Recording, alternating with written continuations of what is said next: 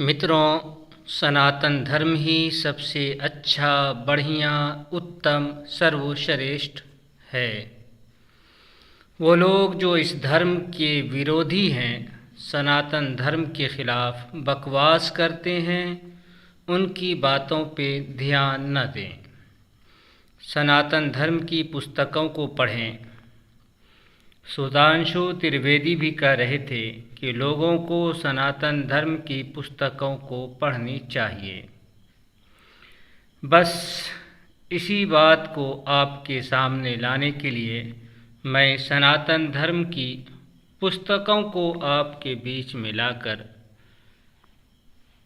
पढ़ रहा हूँ, और इस तरह से कि आप भी पढ़ें, देखें कि सनातन धर्म में क्या कुछ है। बोलने वालों की आवाज़ों पे ध्यान न दें, खुद पढ़ें। मैं भी सनातन धर्म की पुस्तकों से छोटी छोटी वीडियो बना रहा हूँ, और इस तरह से बना रहा हूँ कि आप भी पढ़ सकते हैं। तो आइए देखते हैं। ये अत्रि स्मृति है। इससे पहले 2 वीडियो आ चुकी है इस पुस्तक से, और अभी और भी आएगी। देखें, ये है मंत्र 73। यहाँ लिखा है कि जो जाति स्पर्श करने योग्य नहीं है, उसके स्पर्श करने वाले दिवस को स्नान करना योग्य है। जिसने उसका जूठा खाया है वो 6 महीने तक कृच्छ व्रत करे। तो यहाँ पे ये बात आई है कि बहुत सारी जातियाँ हैं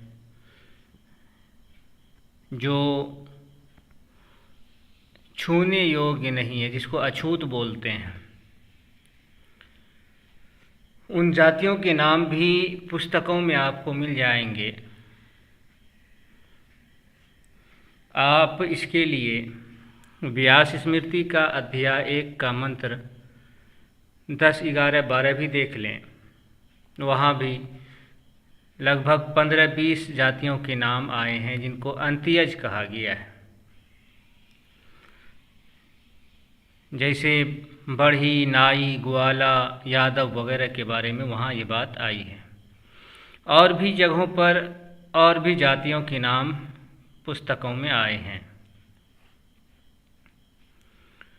तो वैसे तो इस दौर के अंदर अगर देखा जाए तो सारे शूद्र अछूत के अंदर आ जाते हैं, क्योंकि एक बात और पुस्तकों में लिखी हुई है कि जो शूद्र सेवा का काम न करता हो, ब्राह्मण, क्षत्रिय, वैश्य की सेवा न करता हो, सेवा कोई और काम करता हो, वो सारे अछूत के अंदर आते हैं। तो ये है। तो यहाँ ये बात आई है कि अगर शूद्र को कोई ऊंची जाति छू ले, या उससे जो लोग नीचे हैं, दलित, महादलित, मलेच्छ वगैरह, तो इन लोगों को अगर छुला जाए तो छुलाने के बाद क्या करना चाहिए? स्नान करना चाहिए, नहा लेना चाहिए। अगर इसका जूठा खा लिए हैं किसी वजह से तो फिर 6 महीने तक व्रत करना है। आगे चलते हैं, देखते हैं कुछ बातें। यहाँ लिखा है कि ब्राह्मण 10 दिन के पीछे, क्षत्रिय 12 दिन के उपरांत, वैश्य 15 दिन के पीछे, और शूद्र 1 महीने के पीछे शुद्ध होता है। तो हर एक का अपना अपना नियम है। आज के दौर के अंदर सारे लोग बराबर हो गए हैं। नियम का पालन करना कोई भी अपने लिए आज के दौर में ज़रूरी नहीं समझ रहा है। तो ये बात आनी ज़रूरी थी।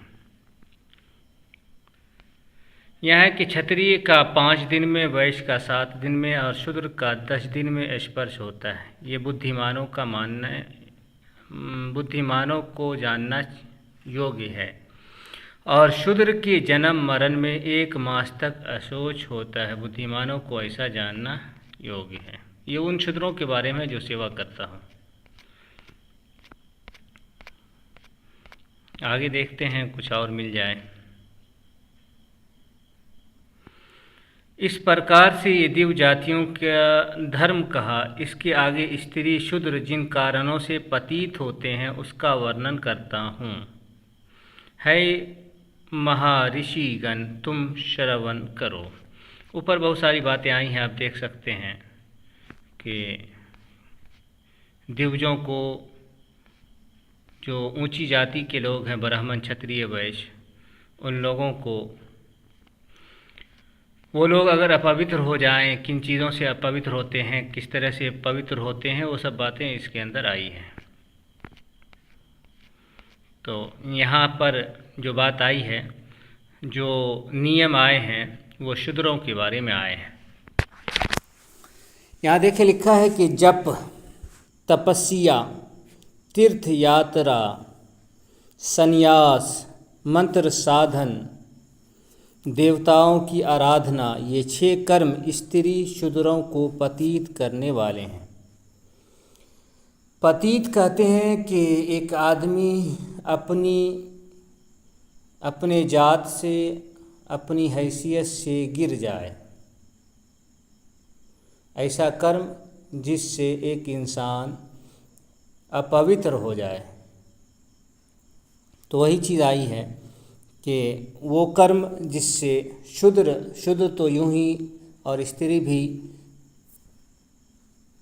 शूद्र ही के बराबर है, तो शूद्र को तो यूं ऐसे भी अपवित्र माना गया है, लेकिन कुछ शूद्रों को छुआ जा सकता है। कुछ शूद्रों से जो सेवा का काम कर रहा है, तो बगैर उसको छुए हुए ये काम नहीं हो सकता है। तो उसके लिए कुछ ये है, लेकिन बताया गया कि अगर ये जो शूद्र हैं या जितने भी शूद्र हैं, अगर वो ये 6 कर्म कर रहे हैं, तो इन 6 कर्मों की वजह से वो शूद्र पतित हो जाएंगे, जात से बाहर हो जाएंगे, वो इंतहाई नीच हो जाएंगे, इंतहाई अपवित्र माने जाएंगे।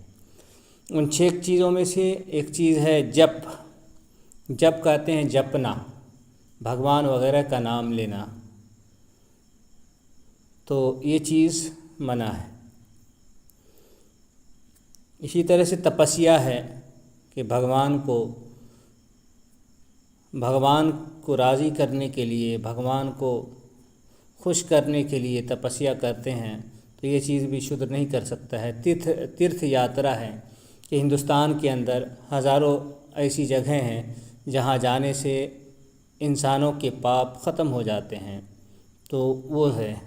इसी तरह संन्यास है, मंत्र साधन है, मंत्र पढ़ करके भगवान को खुश करना, भगवान को राज़ी करना। इसी तरह से देवताओं की आराधना, देवताओं की पूजा करना।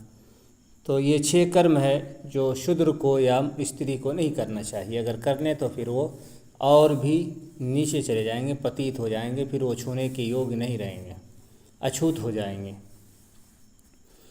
कारण ये है कि अगर शूद्र इन कामों में लगा रहेगा तो फिर सेवा का काम नहीं कर सकता है। तो ये मंत्र जो है 133 है अत्रि स्मृति का, इसको हर एक शूद्र को और महिलाओं को जानना अवश्य है, ज़रूरी है कि हर महिला, हर शूद्र ये जान ले कि वो किसी देवता की पूजा नहीं कर सकते हैं। अगर देवता की पूजा करेंगे, तप करेंगे, तपस्या करेंगे, तीर्थ यात्रा करेंगे, मंत्र साधन करेंगे, तो इससे वो पतित हो जाएंगे, अपवित्र हो जाएंगे, अपनी हैसियत से गिर जाएंगे, नरक के भागी बनेंगे। आगे लिखा है कि जो स्त्री स्वामी के जीवित रहते हुए उपवास करके व्रत धारण करती है, वो स्त्री अपने स्वामी की आयु का हरण करती है और अंत में वो नरक को जाती है। जब तक पति जिंदा है तब तक पत्नी उपवास अगर कर ले, व्रत रख ले, तो इससे उसके पति की आयु ख़त्म हो जाती है, घट जाती है। तो इससे भी पत्नियों को सावधानी बरतनी चाहिए। और यही नहीं, बल्कि पति के जिंदा रहते हुए अगर पत्नी व्रत रखती है तो वो नरक में जाएगी, नरक में जलेगी। आगे ये बात है कि यदि स्त्री को तीर्थ के स्नान करने की इच्छा हो तो वो अपने पति के चरणों तक का पान करे, तब वो स्त्री शिव या विष्णु भगवान के परम पद को प्राप्त कर सकेगी। तो यहाँ ये बात आई है कि अगर किसी स्त्री को तीर्थ यात्रा का शौक़ है तो उसको कहीं जाने की ज़रूरत नहीं है, उसे तीर्थ यात्रा का पुण्य घर बैठे बैठाए मिल जाएगा। बस करना क्या है कि पति का पाँव धो करके उस पाँव धोए हुए पानी से नहा ले, स्नान कर ले और उसको पी ले, तो उसको तीर्थ यात्रा का पुण्य मिलेगा। अब ये ना समझे कि ये जो है ये कहा जा रहा है पत्नी से कि वो पति का पाँव धो करके उसी गंदे पानी से स्नान करे और उस गंदे पानी को पिए, बल्कि पति का स्थान इतना बड़ा है कि अगर पत्नी करती है तो उसके सारे पाप इससे धुल जाएंगे। अब इस पे आप ये ना कहें कि फिर पत्नी के बारे में क्यों नहीं कहा गया कि पत्नी का पाँव धो करके पति ऐसा करे, तो ऐसी बात नहीं है। ये जो स्मृति है इसके बारे में हम आपको एक बात और बता दें। ये अत्रि ऋषि है। अत्रि ऋषि के बारे में आप जानते होंगे, कहानी सुने होंगे कि एक मर्तबा शिव भगवान, ब्रह्मा और विष्णु ये तीनों मिलकर के इनकी पत्नी के पास, जिनका नाम अनुसूया होता है, ये तीनों जाते हैं परीक्षा लेने के लिए। तो ये तीनों कहते हैं कि हमें भोजन दो, तो भोजन खिलाओ। तो कहती है ठीक है, हम आपको भोजन खिलाते हैं। फिर ये तीनों कहते हैं कि हम भोजन उस वक्त करेंगे जब आप नंगी हो करके हमें भोजन कराएंगी। आप नंगी हो करके हमें भोजन कराएंगी तब हम तीनों भोजन करेंगे। क्योंकि ज़बान दे दिए थे तो अब तो वचन दिए तो निभाना ही था। तो ये क्या करती है अनुसूया देवी कि अपने पति के पाँव का धोया हुआ पानी इन तीनों देवताओं पर छिड़क देते हैं, जिससे ये बच्चा हो जाते हैं और फिर इन तीनों को भोजन नंगे होकर के ये कराती है।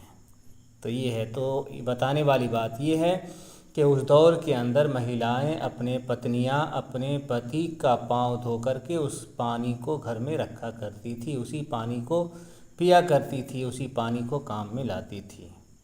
तो ये चीज़ आपके सामने आ गई।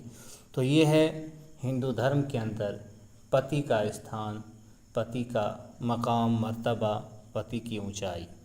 तो इस चीज़ को पत्नी को ध्यान में रखना चाहिए कि अगर उसे तीर्थ का, व्रत का और भी किसी पुण्य का बड़ा बड़ा पुण्य चाहिए और स्वर्ग चाहिए और विष्णु भगवान का पद चाहिए या फिर शिव भगवान का पद चाहिए, कैलाश और वैकुंठ चाहिए, तो ऐसी स्त्रियां क्या करेंगी? वो अपने पति का पाँव धो करके उस पानी को पिएंगी, तब वो स्त्री